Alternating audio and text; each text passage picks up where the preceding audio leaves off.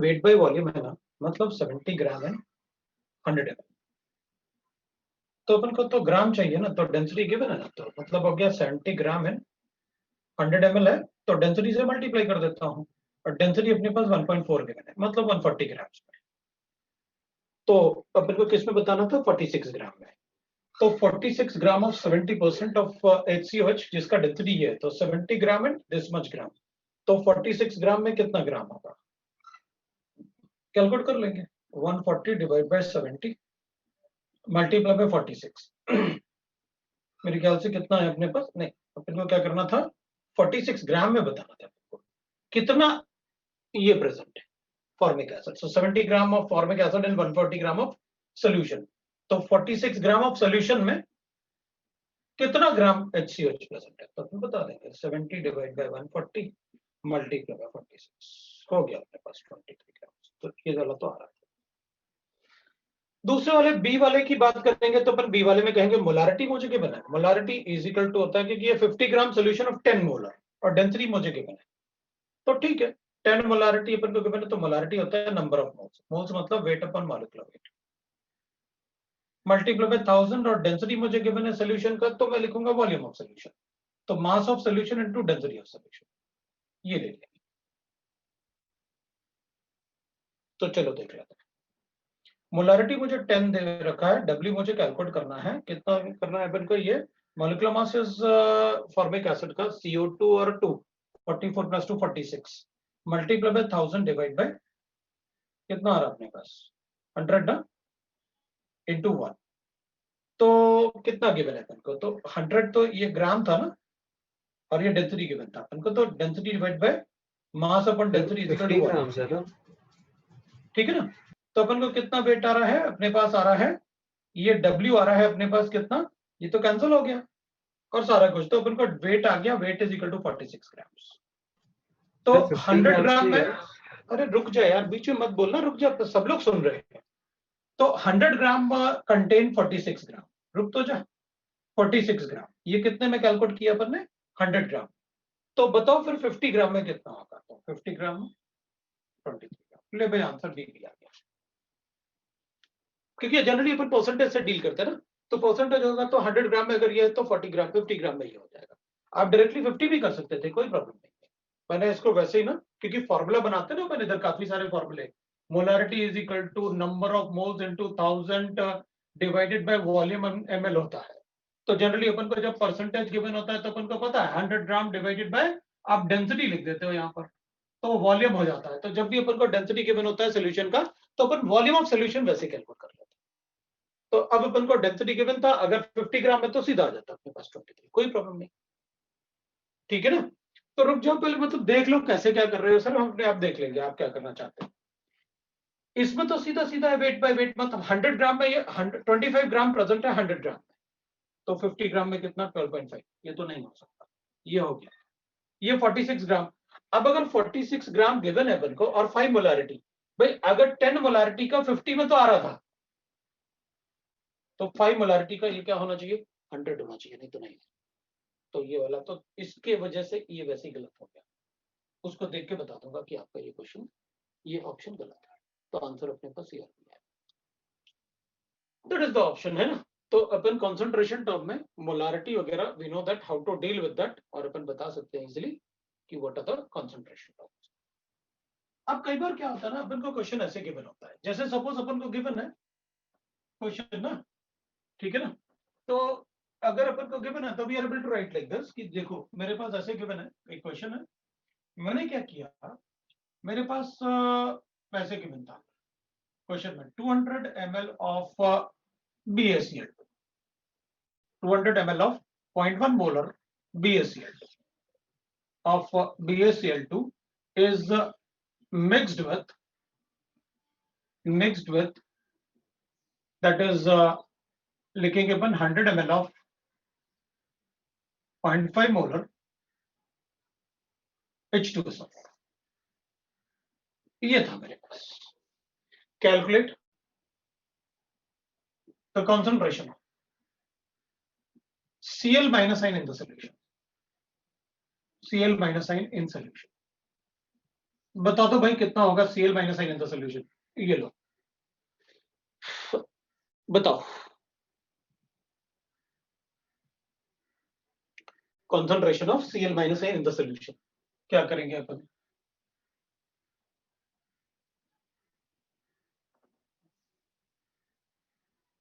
बताओ भाई क्या करेंगे अपन? Sir total moles upon total volume लिखेगा।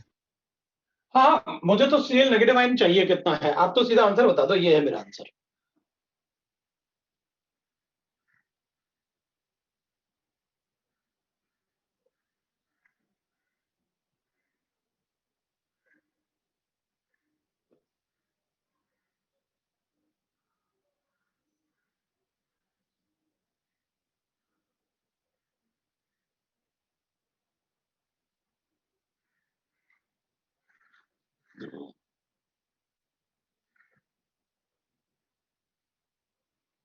और थोड़ा प्रिकॉशन लेके करना, क्योंकि अपन मतलब अपन को पता है मोल कॉन्सेप्ट अपन ने 1.5 महीने पढ़ा, और अब तो अपन को इक्विवेलेंट भी पढ़ना है, मोल भी पढ़ना है। यस।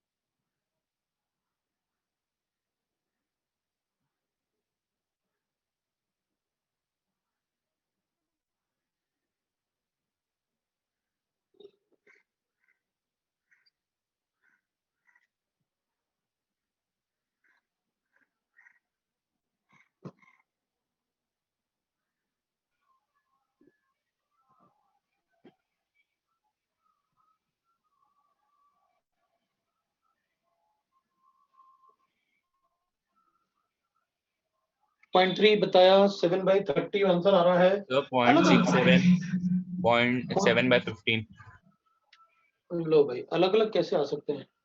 Cl का आंसर 1.133 बता रहे हैं, एक 7/30, 7/3 का मतलब हो गया 0.2 के आसपास बता दिया, 1.3 बता रहे हैं, 1.67 भी आ रहा है। सारे आंसर अलग होंगे तो मैं कैसे काम चलेगा मेरा? मुझे कैलकुलेट करना ही पड़ेगा। BaCl2 है, इसको H2SO4 से रिएक्ट करवाऊंगा, PaSO4 बनेगा और ट्वाइस ऑफ HCl बनेगा। ठीक है, तो इसमें ये एक्वस है, ये भी एक्वस है, और ये तो सॉलिड हो जाएगा, पीपीटी बन गया इसका। ये एक्वस है, Cl नेगेटिव आयन इसी से आएगा, इसलिए कोई प्रॉब्लम नहीं। इसके मिलीमोल्स थे 20 इंटू 0.1 मतलब 20 मिली, 200 इंटू 0.1 मतलब 20 मिलीमोल्स, उसका 50 मिलीमोल्स है। ये लिमिटिंग रेजेंट हो गया, तो इसके 30 मिलीमोल्स बच गए, ये खत्म हो गया। ये लिमिटिंग रेजेंट है, तो जितना मिलीमोल्स इसके होंगे इसके डबल बनेंगे, मतलब 40 मिलीमोल्स बन गए। ये तो सॉलिड है, ये 40 मिलीमोल्स हो गया। अब इसके डबल मिलीमोल्स मतलब टोटल मिलीमोल्स ऑफ HCl, मतलब मैंने ट्वाइस काउंट कर लिया Cl को, तो 40 को मुझे टोटल वॉल्यूम कितना था अपन को millimoles, m1v1 equal to m2v2 से करते हैं, m2v2, तो मुझे टोटल मिलीमोल्स ऑफ HCl कितना गिवन है 40, और इसको किस में कन्वर्ट करना है? आपने पूछा था concentration of Cl negative ion, तो मुझे मोलारिटी मतलब कॉन्सेंट्रेशन कैलकुलेट करना है, टोटल वॉल्यूम हो गया 300, ये रहा मेरा आंसर। तो m2 will be equal to 40/30, 300, तो ये तो कैंसिल करता हूं, तो 4/30 लिखता हूं, तो 4/30 का मतलब हो गया पॉइंट, 40 करूंगा तो 1, 10 बच गया 100, 3, it will be like this, ये आएगा भाई कंसंट्रेशन।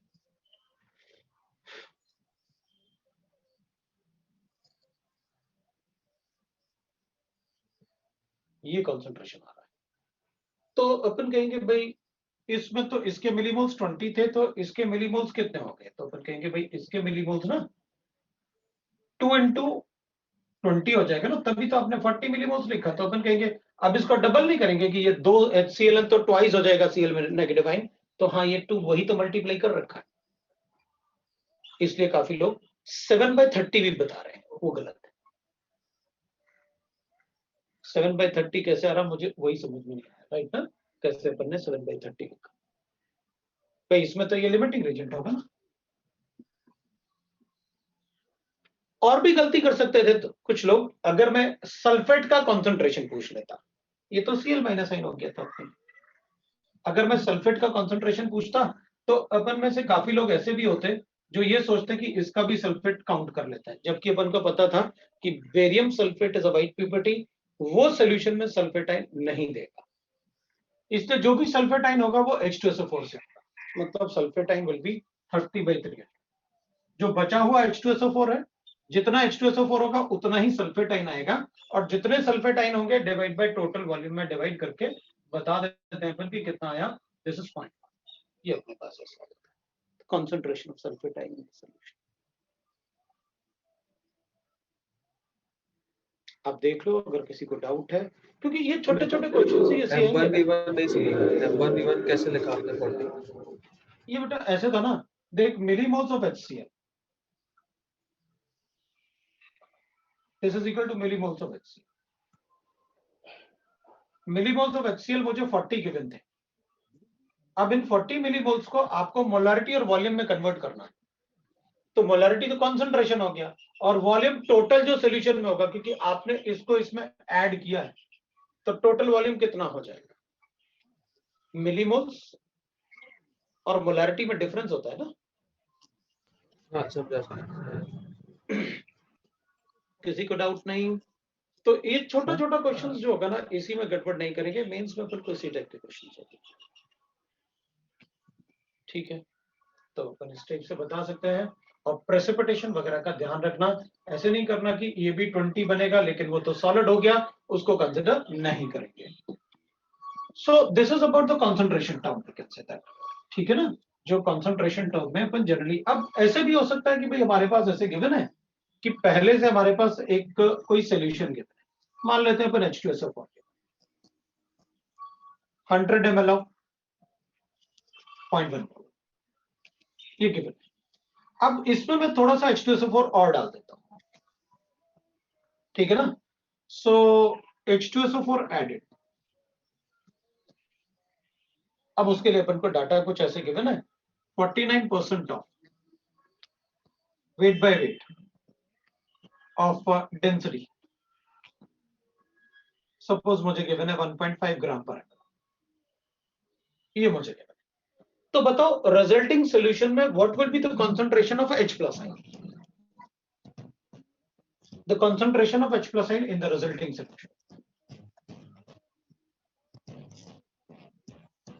इन सॉल्यूशन, क्या करेंगे। अगर किसी को कुछ पूछना नहीं तो म्यूट कर लेना, वो खट खट की आवाज आ रही है थोड़ी।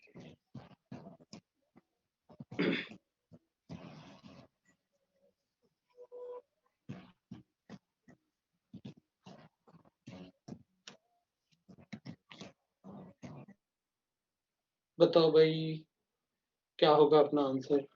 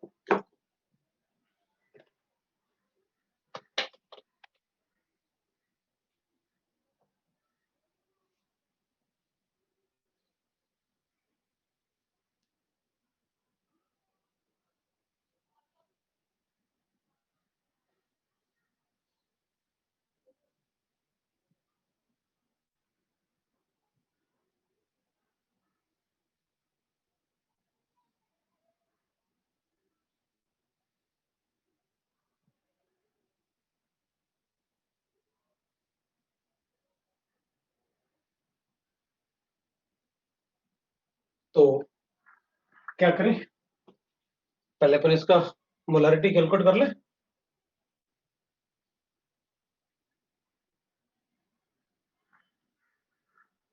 इसका मोलारिटी कैलकुलेट कर लेते हैं भाई। तो मोलारिटी ऑफ सॉल्यूशन एडेड है ना, मोलारिटी ऑफ सॉल्यूशन एडेड कितना होगा, 49 divided bye 98 multiply by 1000 divide by 100 multiply by density 1.5। मुझे वॉल्यूम ऑफ सॉल्यूशन चाहिए था, मैंने डेंसिटी अपॉन वो वेट अपॉन डेंसिटी कर लिया, वो वेट बाय वेट गिवन था ना। ठीक है, ये 1/2 आया मेरे पास, तो मेरे पास ये 2 और 5 आया, तो मोलारिटी मेरे पास 7.5 आया। ठीक है, आपने इतने मोलारिटी, ये अपन को मोलारिटी गिवन है, ऐसे आ गया अपने पास। अब मोलारिटी आए तो इसको भी अपन ने किस में ऐड कर दिया, 100 ml में। ये तो पहले इसके मोल्स थे, इसमें 100 ml और ऐड कर दिया अपन। वेट बाय वेट है कि वेट बाय वॉल्यूम, वो वेट बाय वेट था ना, लिखा तो है W डायरेक्टली, मुझे लगता है, मुझे दिख रहा है वो वेट बाय वेट।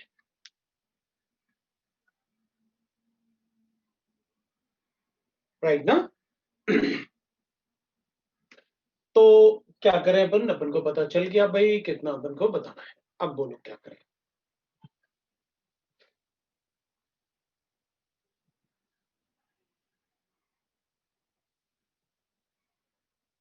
तो अपन कहेंगे भाई molarity of the mixture, volume of the mixture, वो तो 100 ही है। तो अपन कहेंगे मोलारिटी ऑफ द मिक्सचर, आपने क्या पूछा था, concentration of H+ in the solution. Concentration मतलब मोलारिटी, पहले मैं कैलकुलेट कर लूं कि H2SO4 का टोटल कंसंट्रेशन कितना हो गया, वो मोलारिटी ऑफ द मिक्सचर हो जाएगा। तो जो एक H2SO4 जो पहले से था, और एक H2SO4 जो मैंने ऐड किया,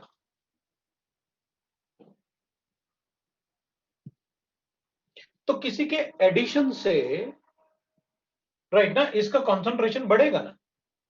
तो वॉल्यूम तो दोनों में कॉमन है ना, मोलारिटी अपन ऐड कर लेते हैं भाई, 100 हो जाएगा इसमें। तो मोलारिटी ऑफ द मिक्सचर कितना आ जाएगा, इसकी मोलारिटी 0.1 थी, वॉल्यूम 100 था, और इसी में अपन ने ऐड किया है क्या, इसको ऐड किया था जिसकी मोलारिटी ये थी, और वॉल्यूम कितना था। तो अपन कहेंगे ये तो वॉल्यूम इसका 100 ही है भाई, इसको अपन ने सीधा ये परसेंटेज ऐड कर दिया। राइट, तो बताओ फिर क्या करेंगे अपन।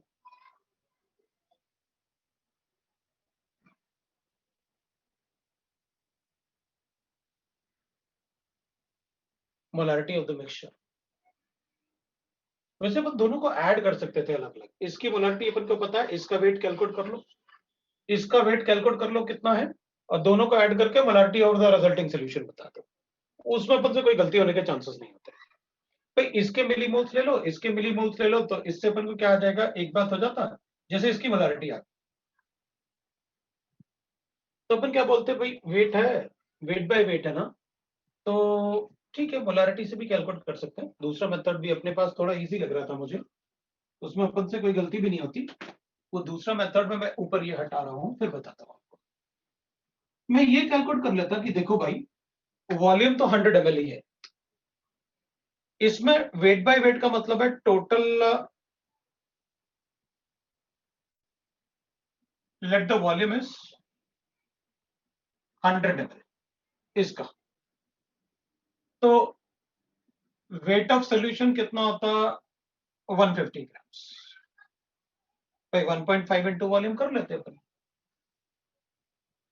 डेंसिटी इंटू वॉल्यूम है 150 ग्राम्स। इसमें 49% इसका मास था, weight of H2SO4 is equal to 150 का 49%, ये इसका वेट आ गया इतना ग्राम्स। अब इसमें वेट कैलकुलेट कर लेता हूं। इसमें मेरे पास वेट ऑफ H2SO4 जो था ना, मोलारिटी मुझे 0.1 गिवन है, वेट मुझे कैलकुलेट करना है, ये 98 है, मल्टीप्लाई बाय 1000 और डिवाइड बाय 100 हो जाएगा वॉल्यूम ऑफ सॉल्यूशन। तो इसमें वेट कितना आ गया अपने पास, ये कैंसिल कर लेता हूं, इसको 9.8 कर लेता हूं और वेट आ जाएगा मेरे पास। तो वेट इज इक्वल टू हो गया मेरे पास 9.8 डिवाइड बाई 10। इसको मैंने इधर मल्टीप्लाई कर लिया और डिवाइड बाई 10 कर लिया। सो इसमें मेरे पास आ गया कितना 0.98 ग्राम्स। तो टोटल मास आ गया मेरे पास, total weight of H2SO4 50 into 49 divided by 100 plus 0.98। ये टोटल वेट आ गया मेरे पास। अब क्या करें? कुछ नहीं, टोटल वेट है, वॉल्यूम आपको पता है 100 ml है, क्योंकि उसी में तो ऐड किया आपने, तो इसका कॉन्सेंट्रेशन बढ़ेगा। तो टोटल वॉल्यूम 100 ml है, तो मोलारिटी ऑफ द मिक्सचर आ गया सीधा। मोलारिटी ऑफ मिक्सचर हो जाएगा total weight divided by 98 multiply by 1000 और divide by volume of solution is 100। और टोटल वेट कितना आया मेरे पास? ये आया। इसको मैं 1/2 भी लिख सकता हूं, तो ये ऑलमोस्ट 25 हो जाएगा। और 0.98 होगा तो 26 के आसपास आ जाएगा। दिस इज कमिंग तो 150 है। कहां पर 150 है ये? अच्छा हाँ, ये 150 है। अगर 150 होगा तो 1/2 75 हो जाएगा। 75 प्लस 1/2 ना, थोड़ा छोटा है और ये बड़ा है। हाँ तो ठीक है, 0.98 अपन ऐड करेंगे तो 76 ग्राम के आसपास हो जाएगा। ये लो भाई, अपने पास मोलारिटी ऑफ द मिक्सचर आ गया 760 डिवाइडेड बाय 98। सो 98 से डिवाइड करूंगा तो इट विल बी अराउंड 7.8। ये मोलारिटी आ गई मेरे पास मिक्सचर की। अब क्या पूछा था आपने? HSO4 H+. उसमें भी कुछ गलत नहीं था। पहले वाले मेथड में क्या गलत था? कुछ नहीं भाई, मोलारिटी यहां पर भी यही करता मैं, पहले वाले मेथड में भी यही करता। मोलारिटी इज 0.1 इनटू वॉल्यूम मुझे गिवन है कितना 100 ml और प्लस इसका मोलारिटी इज 7.5 और वॉल्यूम मुझे गिवन है 100। ये लो, ये मेरे पास कितना आता 10 और ये मेरे पास कितना आता, दैट इज 75 ना, ये तो 10 हो जाता तो 750 आता और मोलारिटी ऑफ द मिक्सचर हो जाता। तो ये molarity of the mixture into volume of the mixture, तो molarity of the mixture will be equal to this divided by total volume 100 होता। ये भी मेरे पास 760। सर टोटल वॉल्यूम 200 नहीं है? कहां पर पहले का 100 फिर बाद का 100। कौन सा 100? ये तो अपन ने ये परसेंटेज वाला उसमें ऐड कर दिया। फिर तो let the volume be equal to 100 millilitre, फिर उसका क्या होगा? हाँ तो वो तो अपन ने कैलकुलेशन के लिए किया है ऐसा, कि अपन ने कैलकुलेशन तो वेट से किया ना, लेकिन क्योंकि ये परसेंटेज गिवन था ना, इसलिए उससे किया था अपन ने। ठीक है। ये भी ऑलमोस्ट इतना ही आ रहा है 7.6। वो भी अपन ने उतना ही लिखा ऑलमोस्ट 7.6, इसको 100 ऐसे एज्यूम करके। तो वो भी उसको अपन ने वैसे ही एज्यूम कर लिया, क्योंकि मोलारिटी में थोड़ा सा तो कुछ किया होगा ना। ये 98 वाला पार्ट अपन ने 2 और ऐसे किया ना, तो वो थोड़ा ऑलमोस्ट वहां भी उतना ही आ रहा है। तो आंसर दोनों में सही आएंगे, ऐसा नहीं है कि आंसर दोनों से नहीं। एक बार अपन को ये पता चल गया कि टोटल मोलारिटी कितना है, तो H+N बता। तो फिर वॉल्यूम फाइनल 200 ही लेंगे ना, मतलब हम ऐड तो सॉल्यूशन ही करेंगे ना H+SO4 का। ऑफ डेंसिटी ना? हाँ सर। कहां पर है, कहां पर है? Total volume of the solute ये आ गया अपने पास। तो फिर वहां पर क्या गड़बड़ की अपन? कुछ तो गड़बड़ किए होंगे। नहीं नहीं नहीं नहीं, अरे एक बात मैं भूल गया। ये अपन ने वेट ऑफ सोल्यूट तो ले लिया, तो वॉल्यूम ऑफ, इधर तो सॉल्वेंट भूल गए ना हम। वॉल्यूम ऑफ सॉल्वेंट, यहाँ का सॉल्वेंट कहाँ गया? वेट ऑफ सोल्यूट तो लिखा आपने, डिवाइडेड बाय 75 आया ना ऑलमोस्ट। भाई ये तो वेट ऑफ सोल्यूट हो गया ना, 1/2 इंटू 75 ग्राम्स आया। तो फिर दोनों से अलग अलग आंसर है।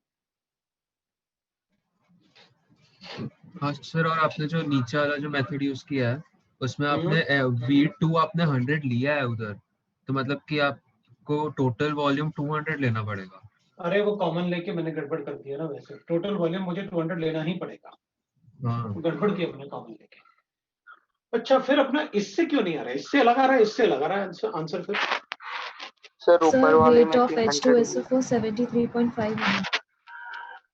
एक मिनट, अपन क्या बोल रहे हैं 73 पॉइंट, इसमें late the volume is 100 ml, 150 ग्राम आ गया, 49% अपने पास आया ये 73 तो पॉइंट चलेगा। अपन थोड़ा एग्जैक्ट कर लेते हैं, 73.5 ग्राम्स आ रहा है, तो wait total weight of H2SO4 हो गया वो, तो वेट ऑफ सॉल्वेंट कितना हो गया इसमें 150 माइनस वेट ऑफ सॉल्यूट ना 73.5, ये कितना आ जाएगा तो अपने फिर पास? वेट ऑफ H2SO4 भी तो चेंज हो जाएगा। अरे ये भी तो चेंज होगा फिर 73.5, 73.5 मतलब हो गया अपने पास 74.5 लेना था, और 74.5 होगा तो कितना चेंज आया? ज्यादा चेंज तो नहीं आया।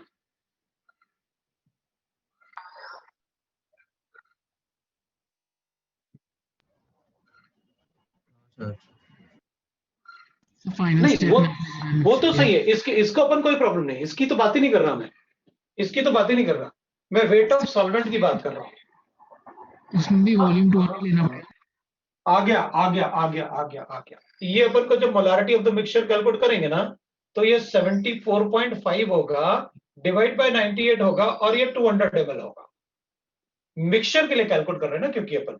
अच्छा, दूसरी बात ये कि अपन को इसकी जरूरत क्या है, वेट ऑफ सॉल्वेंट अगर अपन कैलकुलेट करें भी, तो अपन को जरूरत क्या है वेट ऑफ सॉल्वेंट की? हमको तो वॉल्यूम ऑफ सोल्यूशन चाहिए, और वॉल्यूम के लिए अपन को वॉल्यूम ऑफ सॉल्वेंट चाहिए। Why we are calculating this? इसकी जरूरत ही नहीं है मुझे तो। भाई मुझे तो टोटल वेट ऑफ H2SO4 मिल गया, वेट ऑफ सॉल्यूट मिल गया, मॉलिक्यूलर मास मिल गया, वॉल्यूम मिल गया, टोटल वॉल्यूम मिल गया। टोटल वॉल्यूम मिल गया तो मेरे पास आ गया मोलारिटी ऑफ द मिक्सचर। सो जो मोलारिटी यहां से आएगा वही मोलारिटी यहां से भी आएगा, 100%, दोनों एक जैसे होंगे। अपन कैलकुलेट करके देख सकते हैं, देख लो भाई। सर बोलो। तो ये थोड़ा स्लोली एक बार वापस समझाओगे क्या क्वेश्चन? मतलब आपने एग्जैक्टली किया क्या है?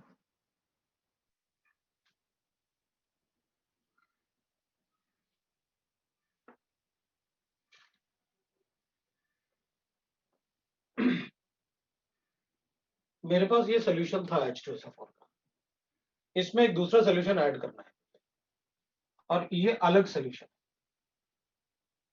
ये सोल्यूशन जो H2SO4 का है ना, उसमें आपने बता रखा है कि मैंने 49 gram of H2SO4 is present in 100 gram of solution. मुझे डेंसिटी ऑफ सोल्यूशन गिवन था, ठीक है ना? तो मैंने कहा भाई ठीक है, अगर डेंसिटी गिवन है तो 49 ग्राम एंड 10 ना 100 ग्राम, तो मैं इस सोल्यूशन का मोलारिटी कैलकुलेट कर लूं। मोलारिटी कितनी होगी इसकी? तो वेट अपॉन मॉलिक्यूलर वेट होता है into 1000 divided by volume in ml होता है। तो अपन ने कहा भाई वॉल्यूम ऑफ सोल्यूशन तो गिवन ही नहीं है अपन को, तो क्या करें? तो अपन ने कहा कोई बात नहीं, आपके पास वेट तो गिवन है ना 49 ग्राम, और डिवाइड बाय 98 उसका मॉलिक्यूलर मास है H2SO4 का, मल्टीप्लाई बाय 1000, और वॉल्यूम कितना आ जाएगा?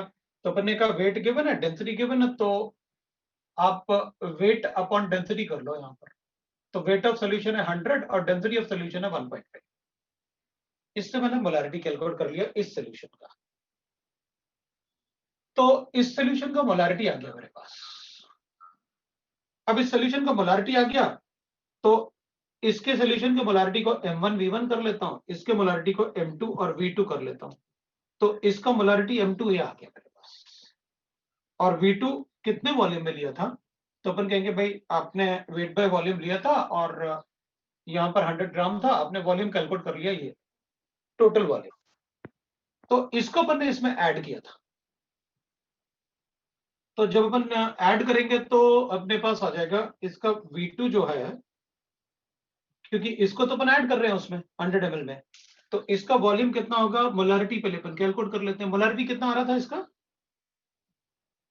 कैलकुलेट किया था ना अपन ने, 7.5 7.5 इसका 7.5 आ रहा था, और इसका मोलारिटी अपन को गिवन था M1 is 0.1 और V1 is equal to 100 ml। अब इसमें अपन ने चेक किया कि भाई इसका मास कितना है, मोलारिटी कितना है 7.5। अब मुझे इसका वॉल्यूम भी चाहिए सोल्यूशन का, कितना वॉल्यूम होगा इसका? तो अपन कहेंगे ठीक है भाई, वॉल्यूम अपन को चाहिए तो वॉल्यूम ऑफ सॉल्यूशन कैलकुलेट कर लेते हैं। वॉल्यूम ऑफ सॉल्यूशन अपन को कैसे पता चलेगा इसका? भाई इसको इसमें ऐड करेंगे तो इसका वॉल्यूम कितना होगा? सर सर मेरे को एक बात समझ नहीं, आपने वो वेट ऊपर 49 कैसे लिया? वो वेट 49% वो समझा, मतलब 49 ग्राम्स एंड 100 ग्राम्स होगा, ठीक है? तो अगर आप 100 ग्राम्स ले रहे हो तो आपका वॉल्यूम, फिर आपने 100 बाय 1.5 लिया ना? हाँ लिए ना वॉल्यूम। हाँ, आपका 100 बाय 1.5 हुआ ना, तो आपका टोटल वॉल्यूम फिर 200 नहीं होगा ना? हाँ वही तो इसलिए पूछ रहा हूँ मैं, V2 कैसे लोगे? हाँ तो सर 100 बाय 1.5 लेंगे ना V2। रुको रुको रुको, सबको बताने दो कितना आएगा वॉल्यूम इसमें ऑफ द सॉल्यूशन। 100 बाय 1.5।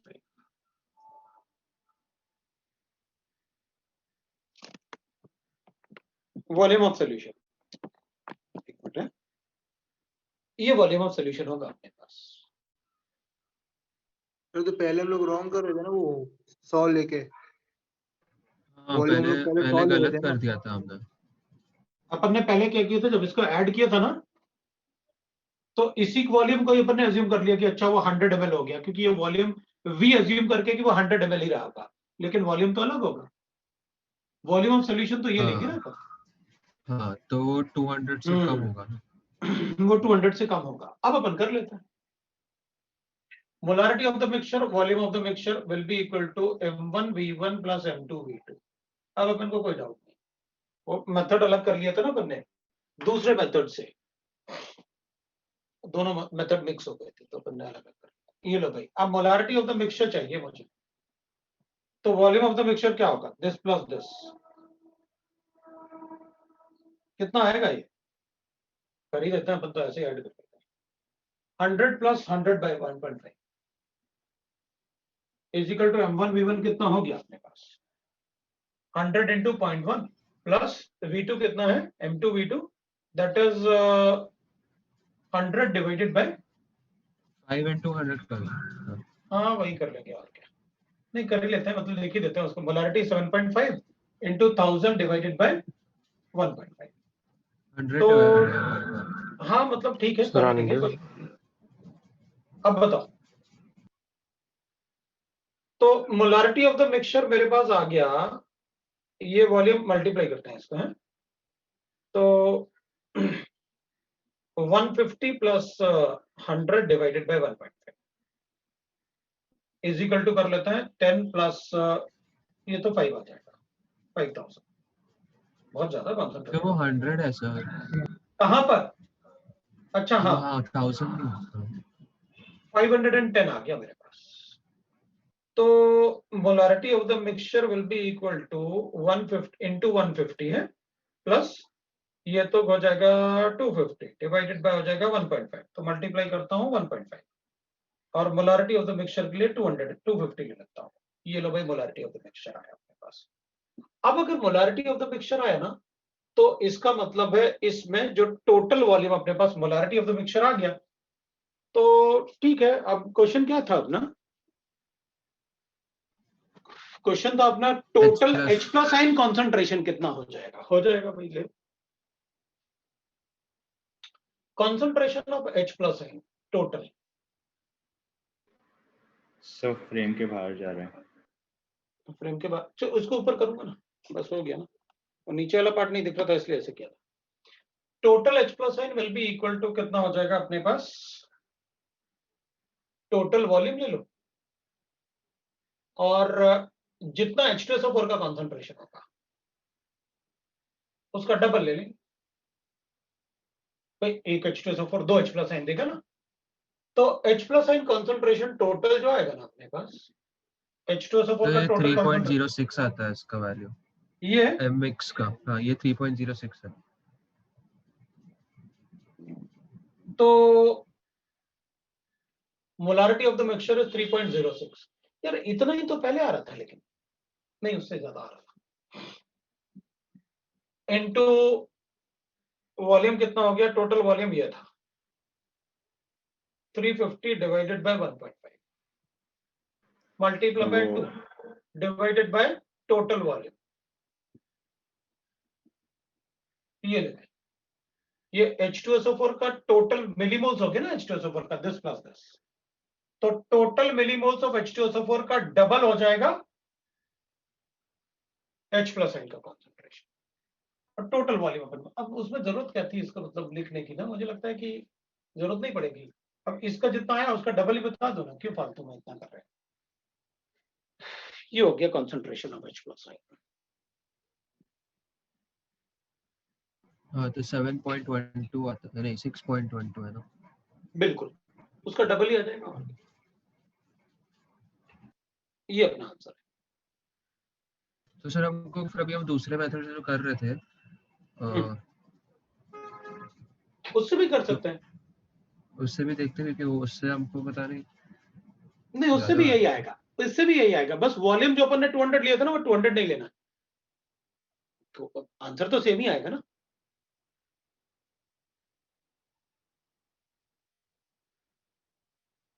किसी ने लिखा 500/3 क्यों लिखा पता है।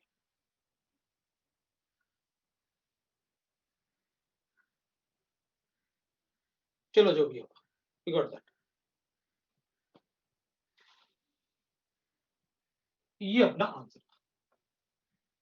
तो कंसंट्रेशन वाले पार्ट में ना थोड़ा सा धीरे, मतलब आराम से आप उसको, जल्दबाजी नहीं करना, क्योंकि जल्दबाजी में अगर थोड़ा सा भी कैलकुलेशन गड़बड़ हुआ और पूरा पार्ट गड़बड़ हो जाएगा। तो ये तो कंसंट्रेशन वाले टर्म्स थे जिसमें अपन को मतलब कंसंट्रेशन ऐसे बताने पड़े। ठीक है, रिजल्टेंट कंसंट्रेशन कैलकुलेट करना आ गया। दूसरा, अब अपन बैलेंसिंग की बात कर लें, थोड़े से रिडॉक्स रिएक्शन की, फिर अपन मतलब एसिड बेस न्यूट्रलाइजेशन की बात करेंगे। बैलेंसिंग ऑफ रिडॉक्स रिएक्शन,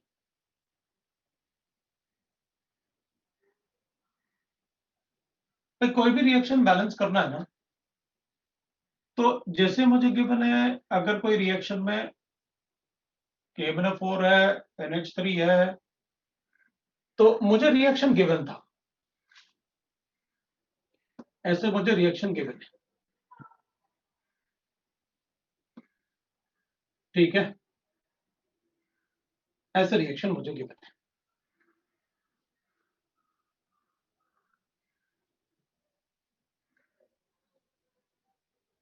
अब वो कह रहा है कि सर वो H प्लस साइन वाला कैसे निकाला, ये बता दीजिए। H प्लस साइन में क्या ना, जैसे H2SO4 का टोटल कॉन्सेंट्रेशन कितना आया था अपने पास, टोटल मिलीमोल्स कितने आए थे H2SO4 के, तो मोलारिटी ऑफ द मिक्सचर और वॉल्यूम ऑफ द मिक्सचर आया था टोटल H2SO। तो जितना H2SO4 होगा उसका डबल H प्लस साइन आएगा। तो ये मिलीमोल्स ऑफ टोटल H2SO4, तो millimoles of H plus sign calculate किया था मैंने, 2 इंटू V ऑफ मिक्सचर, ये किया था। अब ये तो मिलीमोल्स है ना, तो कन्वर्ट करो, कंसंट्रेशन पूछा था आपने H प्लस साइन, तो आप क्या करोगे, M1V1 भी मिलीमोल्स होते हैं H प्लस साइन के, और M2V2 भी मिलीमोल्स होते हैं H प्लस साइन, दोनों ही H प्लस साइन। एक बार ये मिलीमोल्स मुझे गिवन है H plus sign,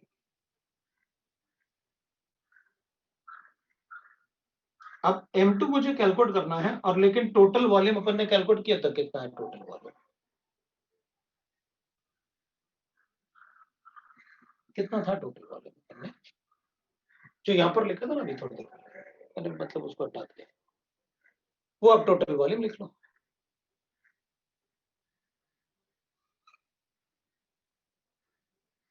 total volume जो था ना, वो वॉल्यूम ऑफ द मिक्सचर ही होगा, मैं लिख देता, total volume is volume of the mixture. तो आप इसको कैलकुलेट करो और बता दो, उस टोटल वॉल्यूम में कंसंट्रेशन कितना होगा डिवाइड बाय, अपन ने कैलकुलेट कर लिया। बट आप देख लेना यहाँ पर वॉल्यूम क्या गिवन है, वहां पर टोटल वॉल्यूम कितना गिवन। डिवाइड करके बता सकते, वो आपका आंसर है।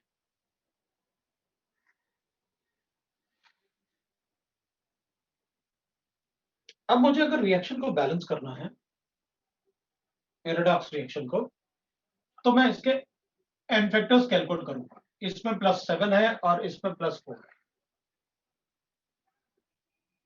तो इसने 3 इलेक्ट्रॉन गेन किया, तो इसका एन फैक्टर 3 होगा। ये -3 था और ये +5 में कन्वर्ट हुआ। सेंट्रल एटम के ऑक्सीडेशन स्टेट चेक कर लो, तो इसने -3 से +5 तक 8 इलेक्ट्रॉन लॉस्ट किया।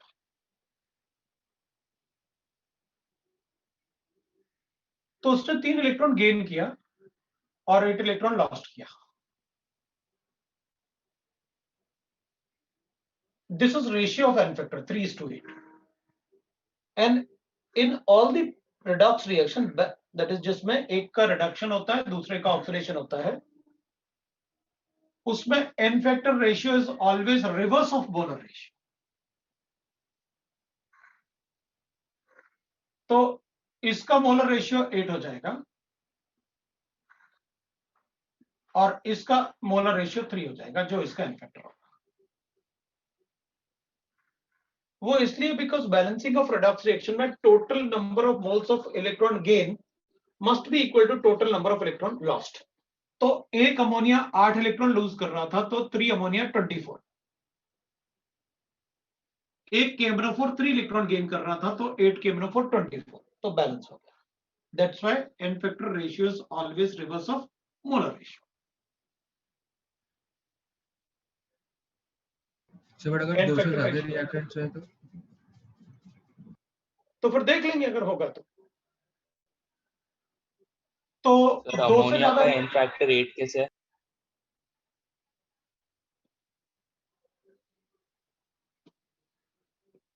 बताओ, -3 और +5 में कितना डिफरेंस होता है? 2 का सर, सर 8 समझ गया। तो अपन क्या करेंगे कि भाई इधर तो मोलर कोफिशिएंट जिसमें चेंज आया ना, उनके मोलर कोफिशिएंट तो फिक्स हो जाता है, जो लेफ्ट हैंड साइड पे है वही राइट साइड पे है।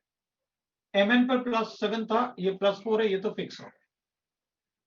इसका मोलर कोफिशिएंट 8 है, तो इसका भी मोलर कोफिशिएंट 8 होगा। इसका मोलर कोफिशिएंट 3 है, तो इसका मोलर कोफिशिएंट 3 होगा। जिनमें चेंज आएगा पहले अपन उनको बैलेंस कर देंगे, क्योंकि ये नंबर कभी चेंज नहीं होंगे। जिसमें चेंज आया उनके नंबर कभी चेंज नहीं होंगे। अब अपन देखते हैं अपन को करना क्या है। बाकी पोटेशियम बैलेंस करने थे, तो यहाँ पर 8 पोटेशियम थे, यहाँ पर 3 बैलेंस है, तो 5 KOH कर लेते हैं। और अब H2O है, तो बैलेंस कर देते हैं वाटर से। यहाँ टोटल हाइड्रोजन 9 है, यहाँ 5 हाइड्रोजन हो गए, 4 बच गए, तो 2H2O, ये बैलेंस हो गया रिएक्शन। ये रिएक्शन बैलेंस हो।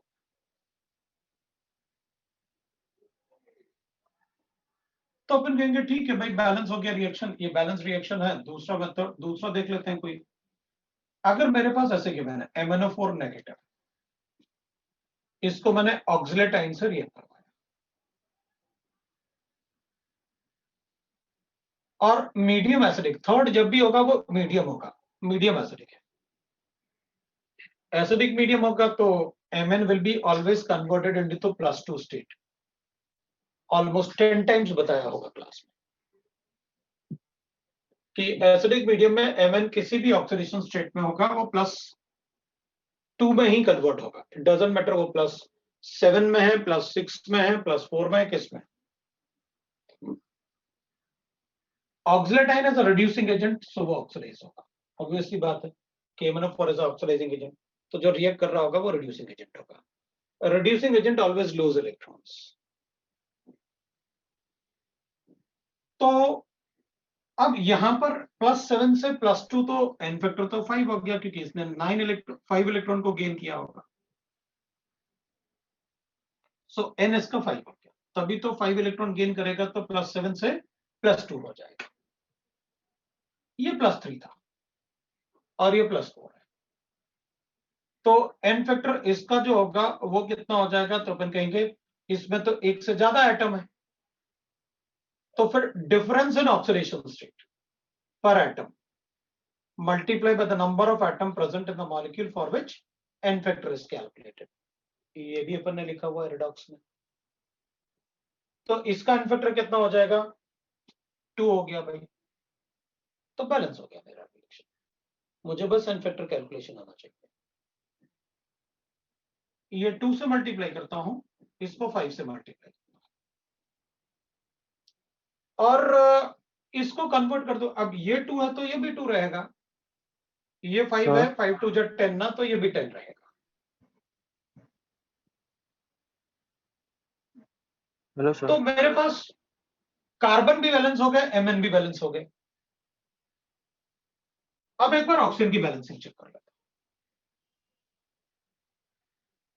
हैं। यहां पर 8 हो गए और यहां पर 5 4 जा 20 20 और वहां पर 8 28, ये 20 है, तो मैं वाटर ऐड कर देता हूं। कितना, 8 ऑक्सीजन चाहिए तो अपन 28 कर दिया मैंने।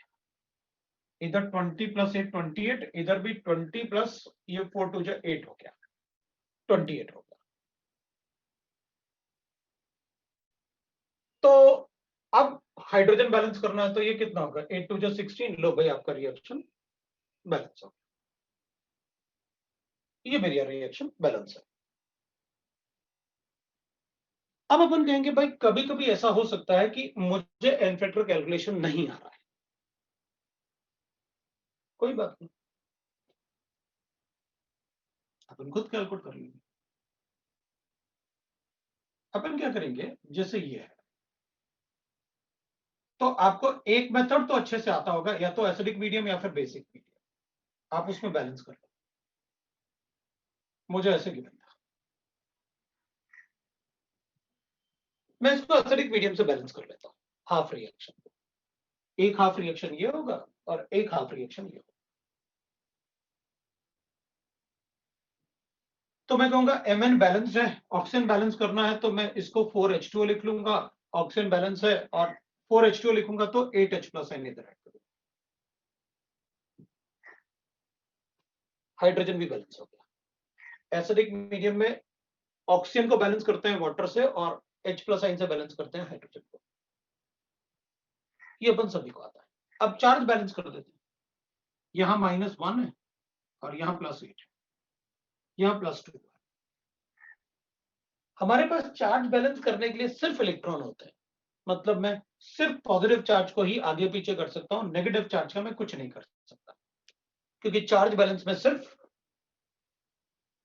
इलेक्ट्रॉन से कर सकता हूं। तो ये मेरे पास +7 है, मैं चाहता हूं दोनों तरफ +2 +2 हो जाए, तो चार्ज इक्वल करना है, तो मैं कहूंगा यहां पर 5 इलेक्ट्रॉन डालता हूं, चार्ज बैलेंस हो गया। 5 इलेक्ट्रॉन +7 2 हो गया, ये भी इधर 2 था, दोनों तरफ चार्ज बैलेंस है, अपना रिएक्शन हाफ रिएक्शन बैलेंस है। जो आपने यहां पर इलेक्ट्रॉन ऐड किया है ना, it is nothing but the n factor. अच्छा, तो फिर इसको भी कर देता हूं। C2O4 2 नेगेटिव है मेरे पास, इसको CO2 में कन्वर्ट करता हूं। यहां पर कार्बन 2 है, तो पहले एटम बैलेंस करने होते हैं अदर देन ऑक्सीजन हाइड्रोजन। पहले ऑक्सीजन और हाइड्रोजन के अलावा उन एटम को बैलेंस करना होता है, तो कार्बन को बैलेंस कर दिया, 2 इधर है तो 2 उधर भी हो गए भाई, ये और ये लेना था ना अपन को बैलेंसिंग के लिए। अब ऑक्सीजन इधर भी 4 है उधर भी 4 है, ये तो बैलेंस है, और वाटर भी बैलेंस है, मतलब वाटर ऐड करने की जरूरत नहीं, हाइड्रोजन है ही नहीं तो बैलेंस क्या करें। ऑक्सीजन बैलेंस हो गया अपने आप जब मैंने कार्बन बैलेंस किया। अब तो चार्ज ही बैलेंस करना, इधर पूरा मॉलिक्यूल पे -2 चार्ज है, इधर पूरा मॉलिक्यूल पे 0 चार्ज है। चार्ज बैलेंस करने के लिए मेरे पास सिर्फ इलेक्ट्रॉन हो गया, तो -2 इधर है तो -2 इधर भी कर देते हैं, ये भी 2 इलेक्ट्रॉन्स हो गए, तो इसका n फैक्टर 2। जब मैं इसमें कैलकुलेट नहीं कर पाऊंगा, मैं हाफ रिएक्शन से बैलेंस करके कैलकुलेट करूंगा।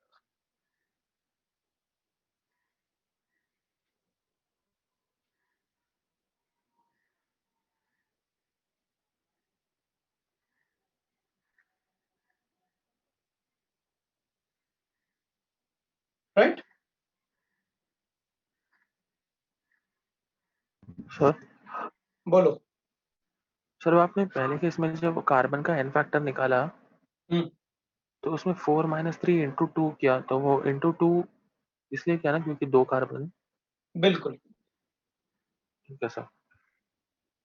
तो अपन ऐसे बैलेंस करके दिखा सकते हैं। अब मान लो मेरे पास ऐसे गिवन है,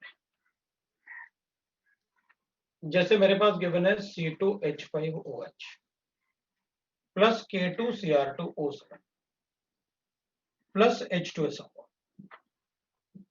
अब अपन कहेंगे अच्छा आप ना अल्कोहल का ऑक्सीडेशन कर रहे हो किसमें? K2Cr2O7 से।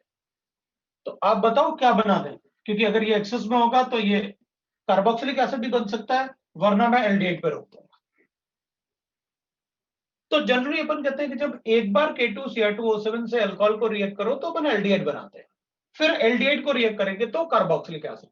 तो सपोज करते हैं मेरे पास CH3CHO बन गया, और ये जो है ये ऑरेंज से ग्रीन सोल्यूशन बनता है हमेशा, Cr2SO4 बोलते हैं, प्लस वाटर बना दूंगा। अब पोटेशियम है तो K2SO4 बनाना ही पड़ेगा, बिकॉज अब इसका कोई सॉल्ट तो बना नहीं सकता एसिडिक मीडियम में, और कुछ तो बना नहीं सकता कि हाइड्रोक्साइड बना दो। ठीक है, ये खुद बेस था इसलिए मैंने इसको KOH बनाया था, बेसिक मीडियम। K2SO4 हो गया प्लस H2 हो गया, ये तो हो गया अपने रिएक्टेंट जो होंगे। अब कभी कभी ऐसे होता है कि भाई हमें कैसे पता चलेगा कि ये किस में कन्वर्ट होगा? तो KMnO4 के तो मैंने आपको पहले बताया, मैंने ऑलमोस्ट 10 टाइम्स आपको बताया कि ये एसिडिक मीडियम में, बेसिक मीडियम में, वीकली बेसिक मीडियम में, स्ट्रांगली बेसिक मीडियम में और न्यूट्रल मीडियम में कैसे बताएगा ऑक्सीडेशन स्टेट, ये मैंने आपको बताया। राइट, ये मैंने आपको बताया। ऑक्सिलेट ऑब्वियसली बात है, but as a reducing agent इसको ऑक्सीडाइज होना है तो कार्बन का +4 से ज्यादा होता ही नहीं, मतलब ऑक्सिलेट जब भी होगा वो कन्वर्ट होगा इस। यहां पर मैंने कहा भाई क्रोमियम के 2 ही ऑक्सीडेशन स्टेट होते हैं, +6 है तो +3 में जाएगा, +3 है तो +6 में आएगा, यही ऑक्सीडेशन स्टेट होते हैं और कोई ऑक्सीडेशन स्टेट।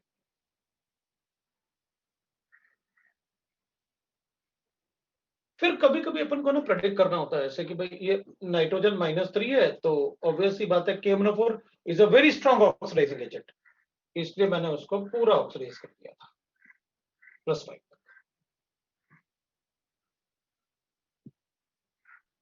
तो वो डिपेंड करता है कि आप कैसे रिएक्शन कर रहे हो, और कुछ कुछ मतलब पहले से देना चाहिए, बट अगर मतलब जो काफी कॉमन रिएक्शन होते हैं वो अपन को आने चाहिए।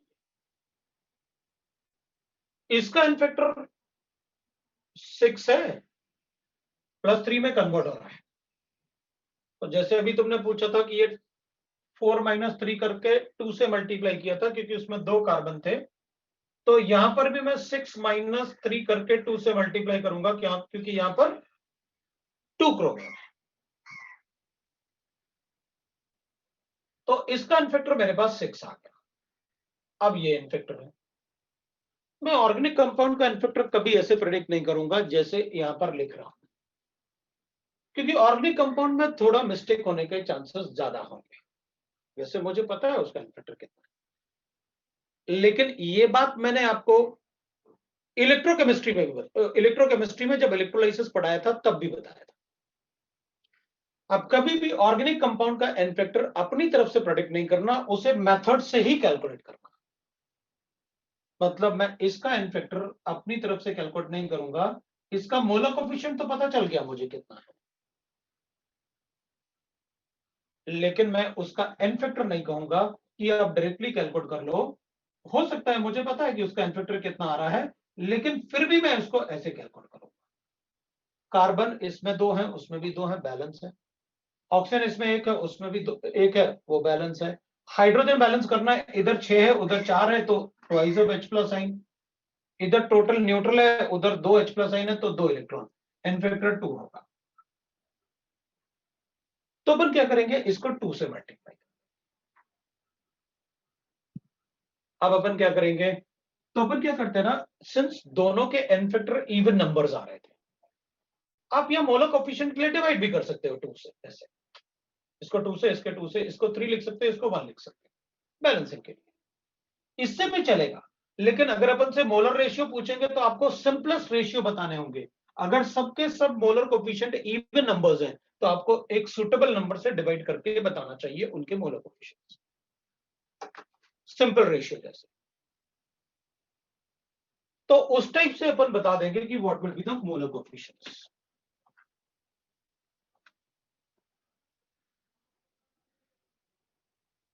ठीक है, तो इसका इनफैक्टर 2 आ रहा था तो 2 से मल्टीप्लाई किया अपन ने, इसको अपन लिख लेते हैं भाई। इसमें कितने हो गए अपने पास, तो इसमें कार्बन 6 हो गए, इधर भी मतलब अपन लिखते हैं। और क्रोमियम कितना हो गया, ट्वाइस, तो अपन इसको ट्वाइस कर लेते हैं। पोटेशियम K2 ये भी ट्वाइस है तो इसको ट्वाइस कर देते हैं। और अब सल्फेट काउंट कर लेते हैं। ये 3 2 6 सल्फेट है और 2 8 सल्फेट है। यहाँ पर 6 सल्फेट है, यहाँ पर 2 सल्फेट है, 8 सल्फेट आया। 8 सल्फेट आया तो मेरे पास 8H2 हो गया। पहले एक बार चेक कर लेता हूं, क्योंकि मेरे पास यहाँ पर कितने हाइड्रोजन हैं, यहाँ पर 6 थे और 6 इंटू 6 36 हो गया हाइड्रोजन। और यहाँ पर कितने हाइड्रोजन है मेरे पास 16, तो 2 और 152 हाइड्रोजन हो गए। तो यहाँ पर मेरे पास कितने 4 और ये 24 हाइड्रोजन है। बाकी यहाँ कोई हाइड्रोजन नहीं है तो 52 माइनस 24, और इधर 4 माइनस 2 28, 28 मतलब मुझे 14H2। ये लो भाई ये बैलेंस।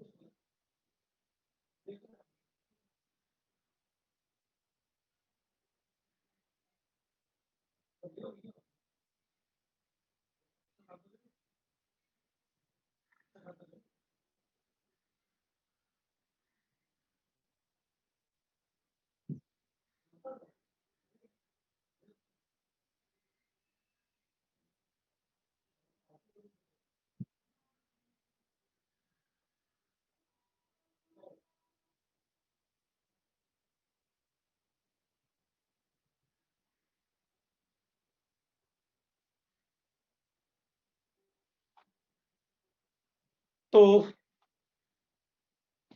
मेरे ख्याल से अपन को बैलेंसिंग ऑफ रेडॉक्स रिएक्शन में ज्यादा कोई डाउट नहीं होगा। और अब अगर मान लो कोई बैलेंसिंग ऑफ रेडॉक्स रिएक्शन से रिलेटेड कोई क्वेश्चन होता है तो अपन को बैलेंसिंग में भी कोई डाउट नहीं होना चाहिए। तो मैं एक क्वेश्चन लिखता हूं, आप लोग मुझे बैलेंस करके दिखाओ फिर क्वेश्चन को, बैलेंसिंग ऑफ रेडॉक्स रिएक्शन में कि भाई आप कैसे उसको बैलेंस करोगे वो देख लो। तो मेरे पास अब एसिडिक मीडियम हो, आप उसे ना एन फैक्टर से ही बैलेंस करना कोशिश करो कि आप उसे एन फैक्टर से बैलेंस करो। तो मैं उसको लिख रहा हूं, ठीक है ना। फिर मैं आपको कुछ और मतलब रिएक्शंस बताऊंगा कि उनमें अपन क्या करें। तो जैसे मुझे गिवन है ना, सपोज H2O3 2 नेगेटिव, इसको मैं Cr2O7 2 नेगेटिव से रिएक्ट करूंगा and that will be converted into Cr+3, और एक अपन ले लेते हैं that is H4O6 O6 2 negative. तो इसको एन फैक्टर से बैलेंस करके दिखा दो आप एक बार। वैसे अपन को रिएक्शन में प्रोडक्ट जब बैलेंस करने होते हैं तो अपन को गिवन होते हैं।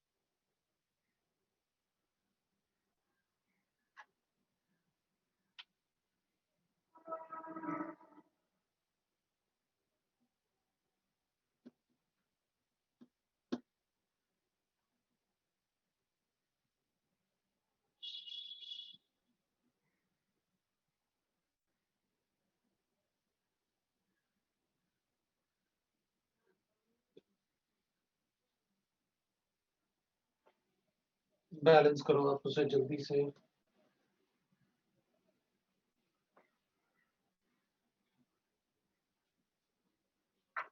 तो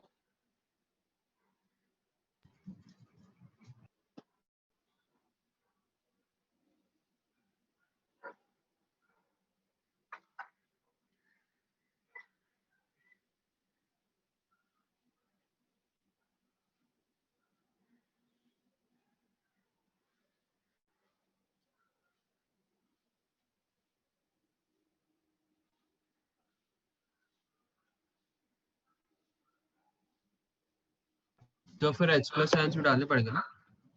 बिल्कुल, वाटर और H प्लस अपन बैलेंस करने के लिए डाल सकते हैं। तो तो N will be 6H2O3 आ रहा है और इसका n फैक्टर आ रहा होगा दैट इज +4 ना। हाँ, तो 0.5 आता है, तो +2 0.5 into 2 सल्फर H2O3 ना 2 नेगेटिव।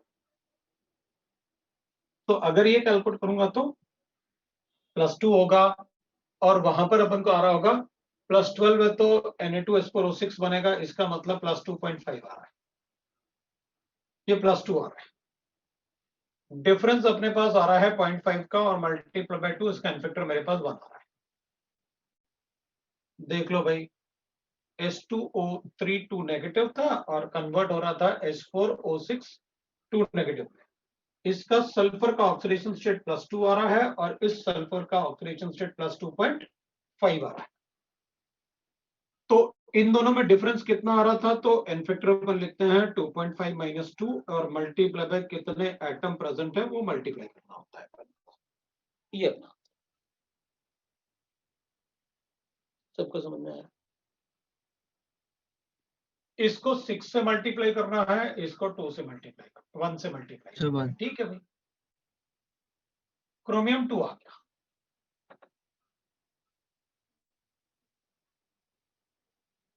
और ये 16 to 2 12 हो जाएगा, तो ये मैं 3 लिख लेता हूं। Sulphur balanced.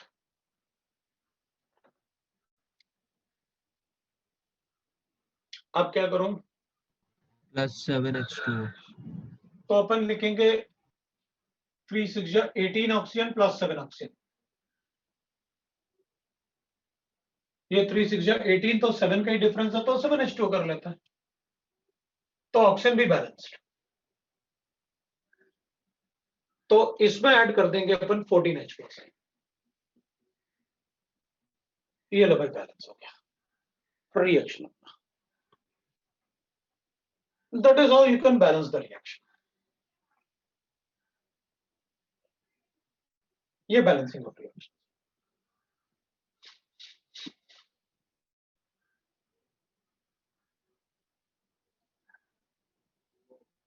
अब कुछ अदर रिएक्शंस में बता रहा हूं, जैसे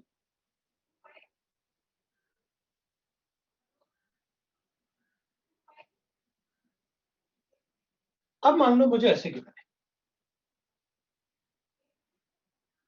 और ये अपन को गिवन है कॉपर नाइट्रेट। कॉपर को HNO3 में डिसॉल्व करता है, तो ऑब्वियसली बात है SRP वैल्यू पॉजिटिव है तो एसिड से हाइड्रोजन तो लिबरेट करेगा नहीं, लेकिन रिएक्ट करता है। डाइल्यूट HNO3 मान लेते हैं तो NO आएगा, अगर कॉन्सेंट्रेटेड होता तो NO2 आता, बताऊंगा। फिर अपन ने H2S लिखा है, H2S क्यों H2O लिखा, ये आ गया। अब अपन क्या करेंगे इसमें, ये तो 0 ऑक्सीडेशन स्टेट में था, +2 में कन्वर्ट हुआ, एन फैक्टर मेरे पास 2 आया, ये +5 था और यहां पर अपन लिखेंगे ये +2 में कन्वर्ट हुआ, तो एन फैक्टर 3 आया।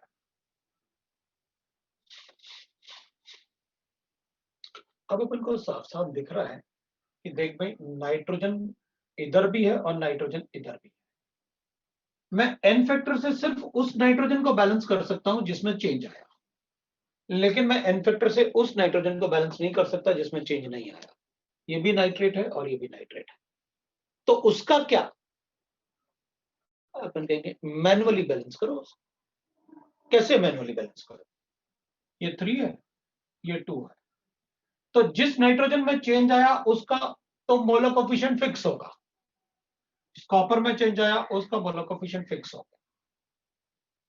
तो यहां पर 6 ऐसे नाइट्रेट हैं जिनमें ऑक्सीडेशन स्टेट में चेंज नहीं आया। तो अपन क्या करेंगे, ये जो कोफिशिएंट है ना, इसको मुझे 2+6 करना होगा मैनुअली मुझे, क्योंकि इसमें 6 नाइट्रेट ऐसे हैं जिनमें चेंज नहीं आया, तो वो मुझे मैनुअली बैलेंस करना। ठीक है, उसके बाद अगर 8 होगा तो 4H2O है, आपका रिएक्शन बैलेंस हो गया। लो भाई, रिएक्शन बैलेंस। तो ऐसा कब कब चेक करना है हमको? तो ऐसा आपको तब चेक करना है जब मेरे पास किसी एक रिएक्टेंट में से उसमें कुछ पार्ट का ऑक्सीडेशन होता है या रिडक्शन होता है और कुछ पार्ट का नहीं होता है। तो जैसे मेरे पास MnCl2 है, अब एसिडिक मीडियम में तो Mn+2 तो जाएगा, KCl भी बनेगा, क्योंकि पोटेशियम का तो क्लोराइड ही बनेगा HCl में, Mn का भी क्लोराइड बन गया और ऑक्सीजन के लिए वाटर बनेगा। तो अपन देंगे, अब चलो कैलकुलेट करते हैं। इधर KMnO4 है, N फैक्टर इज 5, ये मैंने 5 कर लिया, और इधर Cl-1 है, तो इधर भी -1 है, इधर भी -1 है, तो फिर क्या चेंज नहीं हुआ? तो अपन कहेंगे नहीं भाई, ये 5 है तो 3 तो मुझे दिख रहे हैं, बाकी कहां है? बाकी Cl2 जैसे लिबरेट हो। तो अपन कहेंगे ठीक है, फिर तो मुझे पता चल गया, ये -1 है और 0 है, तो इसका N फैक्टर 1 है, इसका N फैक्टर 1 है। तो ये थोड़ा कॉमन सेंस अपन को यूज करना होगा। अगर Cl2 पहले से गिवन होता, अपन को कोई प्रॉब्लम नहीं होता, फिर तो रिएक्शन हम खुद ही बैलेंस कर लेते। KMnO4 जब HCl से रिएक्ट करेगा तो जो मेटल्स होते हैं ना जनरली, वो अपने जो भी एनाइन उससे मिलेगा, उस एनाइन के साथ H2SO4 में सल्फेट होता तो सल्फेट बना लेता, HCl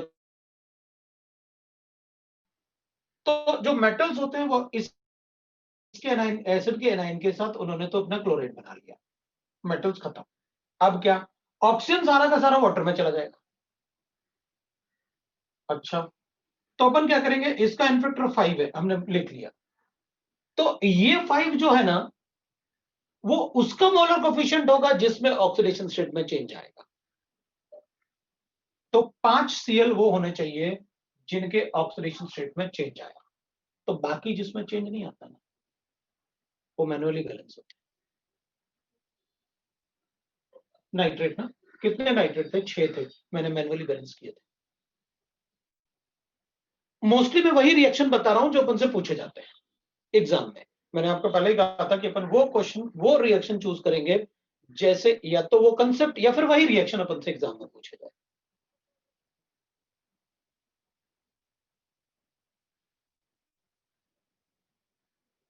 सर तो मतलब जो आपको अपने को N फैक्टर मिला, वो उसका हमको कोएफिशिएंट मिला जिसका चेंज हो रहा है, जिसका चेंज हो रहा है, जिनमें चेंज नहीं हो रहा है वो आपको मैनुअली बैलेंस करना पड़ेगा। I+3, तो इधर 8 लिखूंगा मैं, मतलब यहां पर मैं 8 लिखने वाला हूं, यहां पर मैंने जैसे 8 लिखा है, तो इसका मोलर कोफिशिएंट 8। अब बैलेंस हो गया अपना रिएक्शन, वो 5/2 है, ये 4H2 है। लो भाई, बैलेंस हो गया, सब कुछ बैलेंस है। अब चेक करो,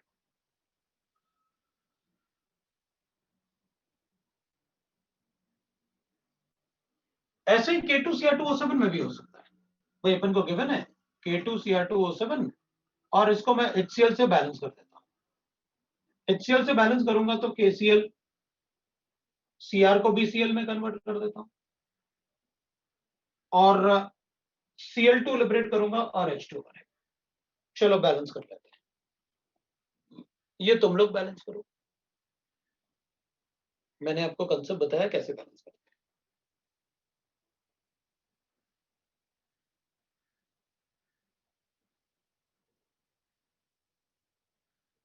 तो आपने मतलब Cr हमेशा +7, मतलब जो भी होगा +2 में ही जाएगा ना Cr? बिल्कुल, Cr दो ही ऑक्सीडेशन स्टेट, Mn जाएगा ना हमेशा +2 में। एक मिनट, Cr दो ही ऑक्सीडेशन स्टेट में होता है, एक +6 और एक +3। ऑक्सीडाइजिंग है तो +6 में रहेगा, +3 में जाएगा, +3 है तो रिड्यूसिंग होगा, इसमें आएगा। Mn जो है वो +7 से +2 में जाएगा in acidic medium always.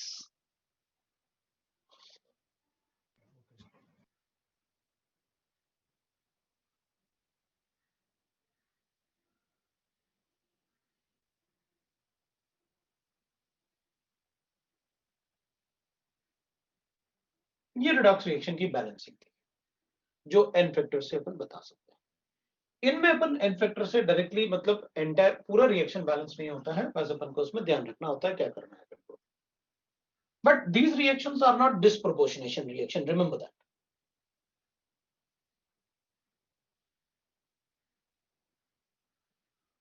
These are redox,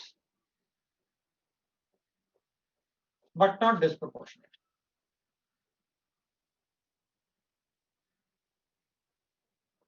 They are redox reaction, but not the disproportionation.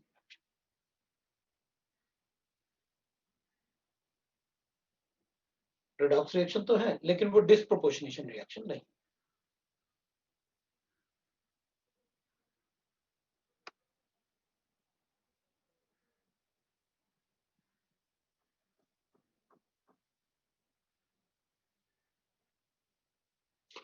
तो अपन कहेंगे ठीक है भाई, we got that। अब अपन एक बार देख लेते हैं disproportionation reaction। तो नीचे वाला का आंसर तो disproportionation reaction वो अपने आप कर लेना ना तुम। अब अपन थोड़ा सा disproportionation reaction देखते हैं। इसका 10 HCl आ रहा था।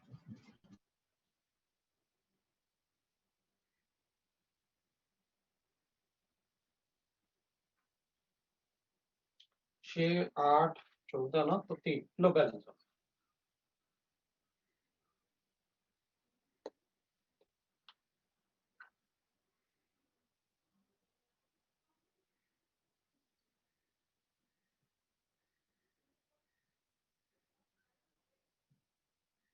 ठीक है,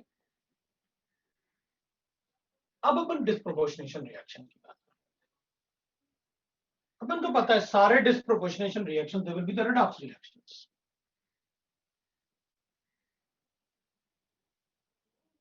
और अपन को पता है कैनिज़ारो रिएक्शन को अपन ने डिस्प्रोपोर्शनेशन कहा था।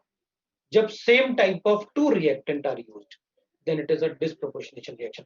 मतलब उसी मॉलिक्यूल का ऑक्सीडेशन भी हो, उसी मॉलिक्यूल का रिडक्शन भी हो, then it will be a disproportionation.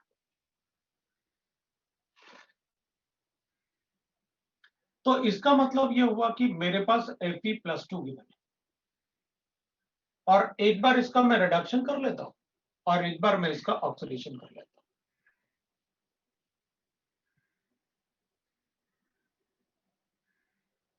यहां से यहां चेक करूंगा तो इसका n फैक्टर 2 है और यहां से यहां चेक करूंगा तो इसका n फैक्टर 1 है।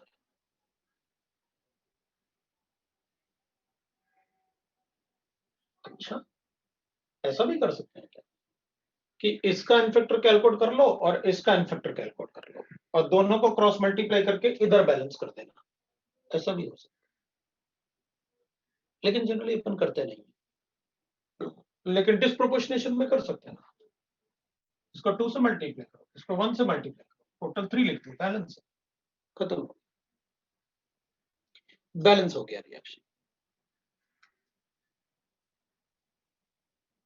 इसको 2 से मल्टीप्लाई किया, इसको 1 से मल्टीप्लाई किया, रिएक्शन बैलेंस। अच्छा, तो डिस्प्रोपोर्शनेशन रिएक्शन में मैं राइट हैंड साइड पे बैलेंस कर दूंगा।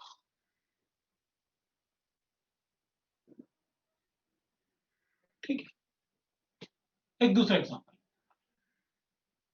मेरे पास KClO3, मैं इसको H2SO4 से लिया, इसमें KHSO4 बनाता हूं, HClO4 बनाऊंगा, ClO2 बनाऊंगा और H2 बनाऊंगा, फिर बैलेंस कर देंगे। इसके सेंट्रल एटम +5 स्टेट है, इसका सेंट्रल एटम +6 स्टेट है, इसका सेंट्रल एटम +6 है, इसका सेंट्रल एटम +7 है, +4 है, वो वाटर है, उसमें चेक नहीं करना वो मीडियम है। सल्फर में कोई चेंज नहीं आया, इसलिए यहां कोई रिडक्शन ऑक्सीडेशन नहीं। तो फिर इसका इसके साथ, तो इसका एन फैक्टर इसके साथ कैलकुलेट करूंगा तो इसका कैलकुलेट कर रहा हूं, तो +7 से +5 मतलब एन फैक्टर इज 2, +4 से +5 मतलब N factor is 1।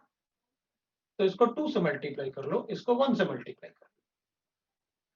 Total CL 3 होने चाहिए, हो गए। टोटल पोटेशियम 3 होने चाहिए, हो गए राइट हैंड साइड पे। टोटल सल्फर 3 होने चाहिए, वो भी हो गए। टोटल हाइड्रोजन 6 होने चाहिए, वो भी हो गए। Reaction balance.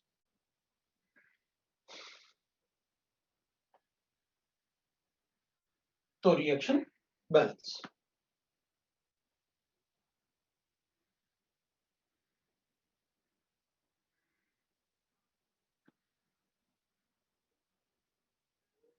अगर मुझे ऐसे गिवन है, इसका NaOH NaCl बनता है, NaBrO3 बनता है, ये कॉन्सेंट्रेटेड रहा होगा, क्योंकि अगर डाइल्यूट होता तो अपन को NaBrO लिखना पड़ता।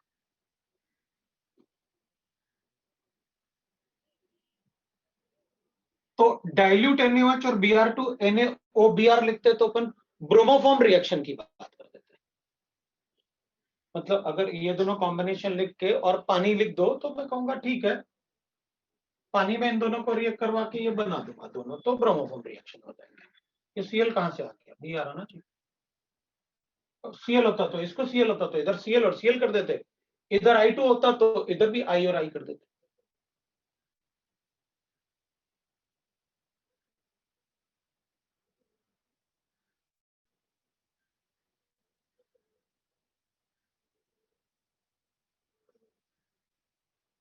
अरे यार नेट का बहुत प्रॉब्लम है ना, काफी बच्चे मुझे कंप्लेंट कर रहे हैं कि सर नेट प्रॉब्लम है, डिस्कनेक्ट हो रहे हैं। यार बेटा कुछ करो ना, ऐसी जगह जाके बैठो ना जहां मतलब कनेक्शन नेट का ठीक हो, है ना। अपन मिस तो रोक तो नहीं सकते अपन क्लास ना, थोड़ा सा चेक करो ना, पहले से जमा के रखो ना कि अपन मतलब उसमें मिस नहीं करेंगे। अच्छा चलो, अगर ये डिस्प्रोपोर्शनेशन रिएक्शन है तो इधर एन फैक्टर कैलकुलेट कर लो और इधर एन फैक्टर कैलकुलेट करो, जरा करो जल्दी से एन फैक्टर कैलकुलेट। ये तो Br2 एलिमेंटल फॉर्म 0 होगा, इधर -1 होगा और इधर +5 होगा। तो 0 से -1 द डिफरेंस इज 1, 0 से +5 द डिफरेंस इज 5। इसको 5 से मल्टीप्लाई करो, उसको 1 से मल्टीप्लाई।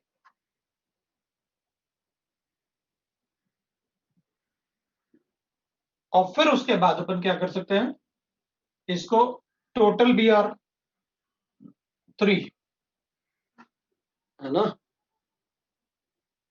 सर, इसलिए रिकॉर्ड कर लेते हैं लेक्चर। हाँ ये बात सही है, इसलिए रिकॉर्ड कर लेते हैं लेक्चर। और बिल में लाइट गई है यार, रिकॉर्ड करते हैं। श्रेया रिकॉर्ड करो, सुबह से लाइट गई है। अरे यार ये तो गड़बड़ है। श्रेया रिकॉर्ड करो।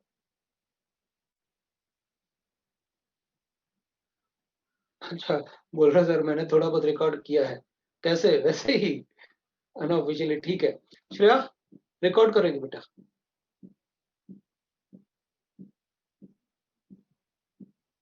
पर एक मिनट है, मैं उसको रिकॉर्ड करने के लिए बोला देते हैं। मुझे लगा क्योंकि ना तुम लोग तो रिकॉर्डिंग होती है तो तुम लोग बड़ा आराम से, चलो ठीक है ना, रिकॉर्ड तो हो ही रहा है, इसलिए क्लास में थोड़ा सा ध्यान दो, इसलिए तब मजा आएगा ना। कहाँ है ये? मिल गया, ठीक है, वो रिकॉर्ड करेगी।